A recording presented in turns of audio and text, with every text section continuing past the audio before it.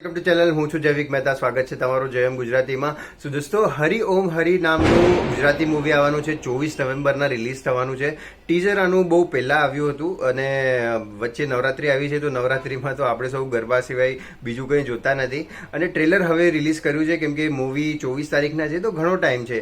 એટલે ટીઝર પહેલાં વચ્ચે એક સોંગ પણ આવ્યું હતું, એનું પણ મેં રિવ્યૂ કર્યું છે, એ પણ તમે જરૂરથી જોજો.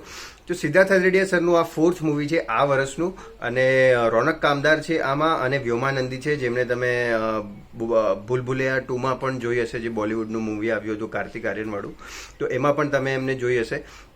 સો ટ્રેલરની અગર હું વાત કરું તો રોનક કામદાર અને વ્યોમાનંદીની જે કેમેસ્ટ્રી દેખાડવામાં આવી છે એ ટ્રેલરમાં તો ખૂબ સરસ લાગી રહી છે. કે એ સ્ટોરીમાં એવી રીતે દેખાડવામાં આવ્યું છે કે નાનપણના ફ્રેન્ડ્સ હોય છે, તો બેસ્ટ ફ્રેન્ડ્સ હોય છે, પછી એ લાઈફ પાર્ટનર બને છે અને એમના વચ્ચે ઘણા બધા પ્રોબ્લેમ્સ થાય છે, કેમ કે બેસ્ટ ફ્રેન્ડ હોય છે અને એ કમ્ફર્ટ ઝોનમાંથી પાર્ટનર્સ બને છે, તો એ રિસ્પોન્સિબિલિટીમાં આવી જાય છે. તો એના વચ્ચે ઘણું બધું સર્જાઈ રહ્યું છે. તો વન લાઇનર જે છે એ સિદ્ધાર્થ હલરેડિયા સરની તમને વચ્ચે વચ્ચે જોવા મળશે, જે કોમેડી રીતે બોલવામાં આવી છે.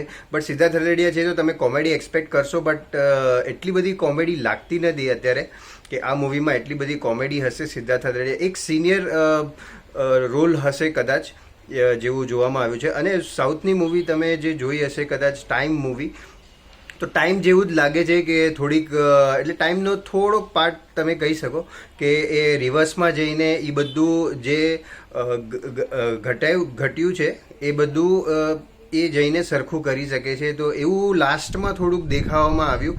બાકી મૂવી આવશે ત્યારે જ ખબર પડશે, કે 24 નવેમ્બરના જ ખબર પડશે કે એક્ઝેક્ટલી રોલ શું છે અને એક્ઝેક્ટલી સ્ટોરી શું છે. એક અલગ યુનિક સ્ટોરી ગુજરાતી મૂવીમાં જોવા મળશે કદાચ. અને જોઈએ કે હવે મૂવી કેવી આવે છે. તો તમને લોકોને ટ્રેલર કેવું લાગ્યું એ જરૂરથી જણાવજો, અને વિડીયો સારો લાગ્યો હોય તો લાઈક જરૂર કરજો અને ચેનલ સબસ્ક્રાઈબ કરવાનું ભૂલતા નહીં.